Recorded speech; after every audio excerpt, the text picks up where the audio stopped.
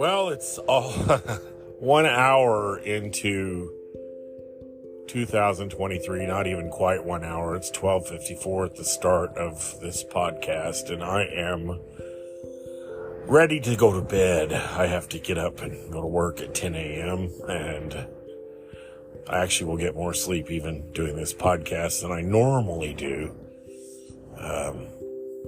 It's funny when I get an inspiration for a podcast. It's funny when I have to just run with my idea or lose the flow of creativity.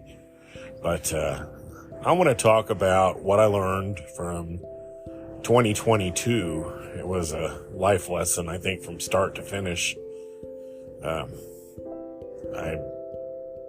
try to look back and reflect on what I went through and what I learned from what I went through. So I'm going to take a break and I'll be right back with my reflections of 2022 and the lessons I learned.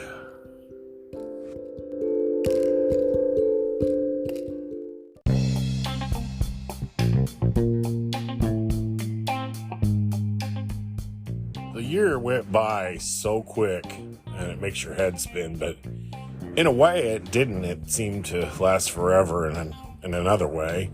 And a year ago from tonight seems so far away and long ago that I can't really remember what happened at the beginning of the year. I know I did my normal celebration traditions and kissed my mom and wondered a year ago, is this the last time I get to spend a New Year's with my mom? And I got to have another New Year's with my mom. I fear those days are coming to an end, but I'm appreciative of every year I get to have my loved ones around.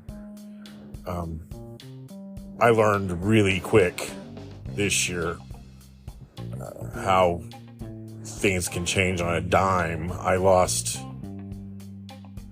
3 friends who were way too young to pass away, and all 3 of which I had communicated with within days of their dying. And in fact, 2 of them had communicated with all day of the day they died through social media. And that's one of the valuable lessons I learned, to don't ever take people for granted, because tomorrow is not promised. And I know we hear it over and over, but it was a really harsh reminder this year of how true that statement is. One young man was a police officer in Southern Illinois, and he was driving home from his mother's house and had a wreck and died. And he had been on my Snapchat all day, and I've known him since before he could drive, actually. And it hit hard, and the other 2 were older, but still too young to pass. But I don't mean to be morbid, but that's a big lesson I learned this year. Don't ever take anybody for granted. I can't say it enough. Another thing I learned too is to forgive. I've learned that holding grudges are like a cancer, and they'll eat you alive. It's better to forgive and don't forget, because again, with the lessons thing, you need to learn a lesson from everything you go through. But I have a tendency to hold grudges. And even I've learned you can't get apologies out of some people. So that's a hard thing to go through, because you can't have closure if they're not going to apologize. But you can throw it out there and hope for the best, I guess. But it just doesn't do you any good to harbor ill feelings. It doesn't. Trust me on that one. I guess I learned too that friends are wonderful. I started this year with some very horrible financial problems, and I every day stressed about paying bills and wondering how I'm going to get through this. And with the help of some good friends and some family, I got through it, and I'm better now than I was this time last year. And I'm very thankful for that.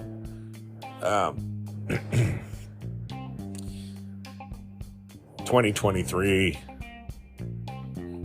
has got to be a better year than 2022. I think 2022 was definitely better than 2021 and 2020, the years of COVID. It was nice to not to have to wear a mask, and to feel that freedom of going wherever you wanted. Not that I got to, but if I wanted to. So I think that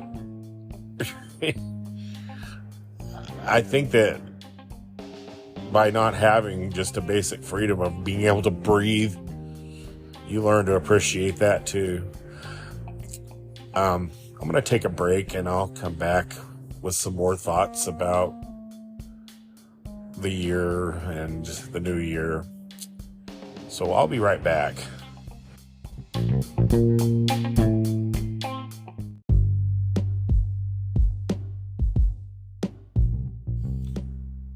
Well, I'm back, and I think I've reflected enough about 2022. It was a roller coaster of a year. I said that. What I'm thinking about tonight and the concerns I have for 2023, the economy scares me a lot. Prices are out of control on things that we used to not pay a lot for. I don't know where that's going to go. It's kind of scary. I think the biggest fear I mentioned that I'm a caregiver for my mother, and I enjoy doing it. I enjoy every moment I have with her. I mean, there's some unpleasantness every now and then. We won't get into that, but you can imagine. But for the most part, I'm thankful that I have her at home with me, and my sister and I take care of her, and she's well taken care of, and she's comfortable, and she seems happy. But the whole thing is, she's my last remaining parent, and when she's gone, I will no longer have parents. I am 56 years old, and that still is a hard pill to swallow. At my age, you kind of feel like an orphan. Actually, it kind of moves you to the very forefront of adulthood. I know I have to prepare myself for her loss, both with legalities and everything, and funerals and things. It's very much a reality with me, and something I worry about, and something I'm emotional about. I miss my father so bad. I miss that life of having my parents healthy, and I miss watching movies with my dad, and buying him Christmas presents. I spoiled him rotten. I spoiled both my parents rotten, as I did this Christmas with my mom. But there's just these little things that when I wake up and I go over and I wake her up because I want to make sure she's okay, and I give her a kiss on the head and rub her little shoulder, and she looks up and smiles at me. And it's always a thank you, God, for that for that another day with my mom.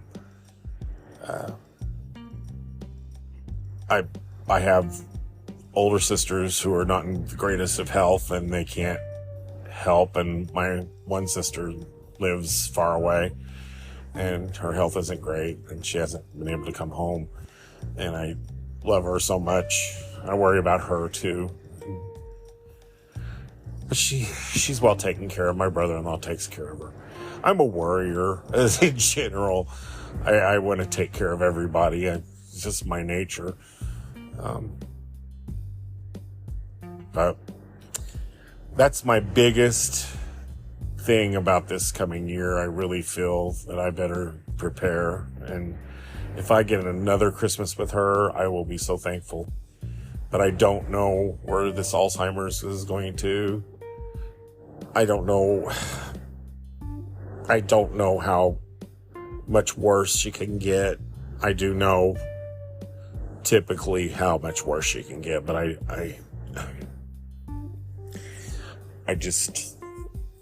hope that I can keep her home, and I would rather see her go than have to put her somewhere because she can't swallow her, you know. She's so sweet and pleasant. I have cats. I take care of my cats. It's kind of a bone of contention with some of my relatives. They don't like my cats.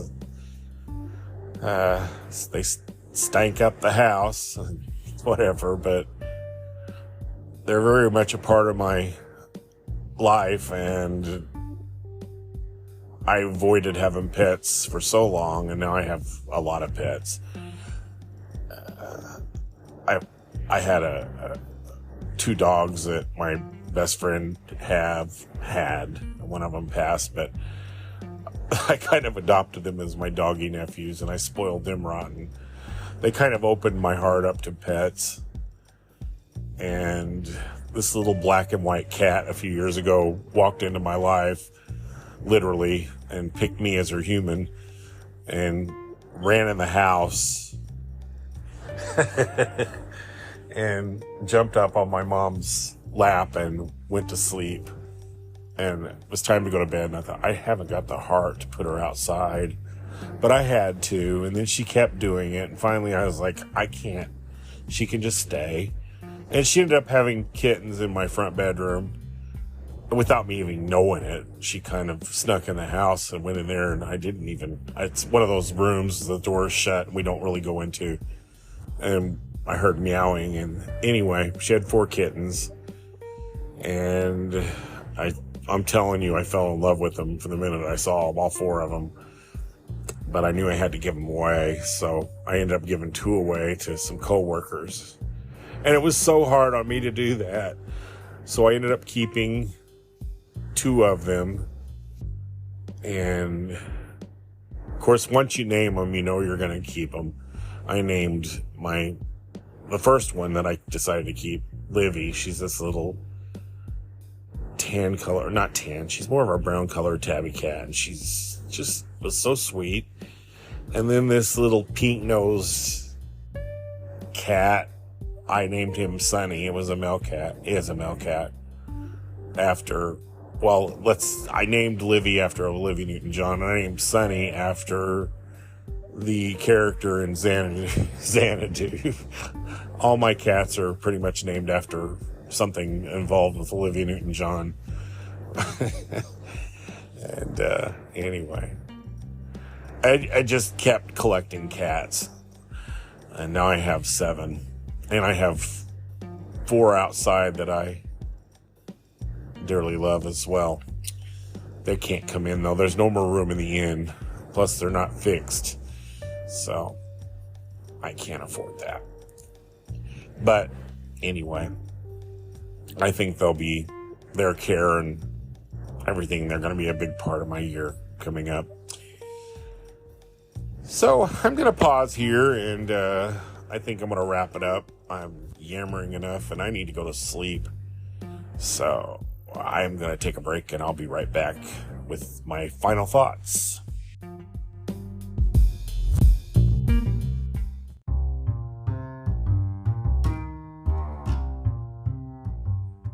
And I'm back. Just some closing thoughts.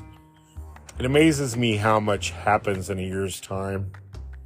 And it flies by, like I said, but when I look back and think of all the changes and deaths and new friends, and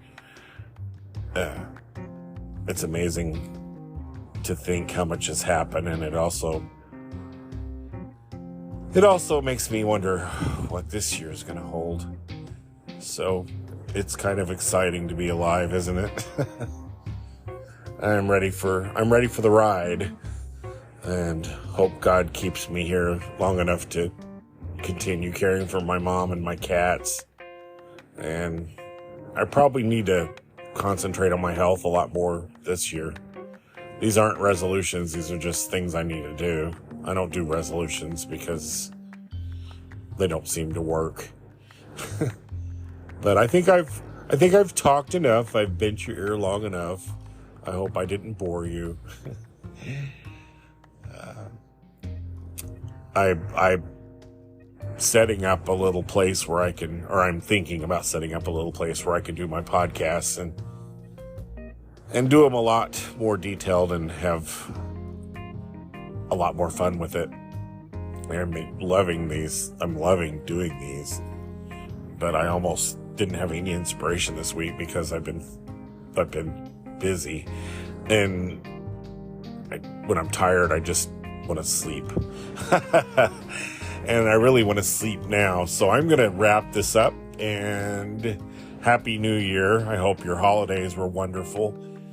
And let's just buckle up and enjoy the ride of 2023. Let's hope it takes us to wonderful places and we meet fascinating people and our health is good, and let's hope we have a lot of happiness. And I will continue these podcasts, and I look forward to doing this same type of podcast a year from now about 2023. So with that, thank you for listening. I'm Leonard Riggs, and have a great start to the new year.